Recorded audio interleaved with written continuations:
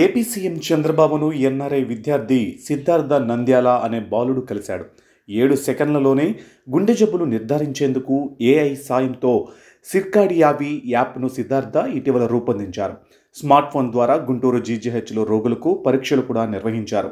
విషయం తెలుసుకున్న సీఎం సిద్ధార్థను కలిసేందుకు ఆహ్వానించారు. సిద్ధార్థ ప్రొఫైల్ తెలుసుకుని అభినందించారు. దాదాపు అరగంట సేపు అతనితో సీఎం ముచ్చటించారు. వైద్య రంగంలో సేవలందించేలా ఆవిష్కరణలు చేయాలని, ప్రపంచవ్యాప్తంగా తెలుగు జాతి ఎక్కడ ఉన్నా అద్భుతాలు సృష్టించాలని తాను ఎప్పుడూ కలలు కంటున్నానని, వాటిని సిద్ధార్థ లాంటి విద్యార్థులు సాధించిన విజయాలు తనకు ఎంతో సంతృప్తినిస్తాయని అన్నారు. ఏఐలో మరిన్ని ఆవిష్కరణలు చేయాలని సీఎం సూచించారు.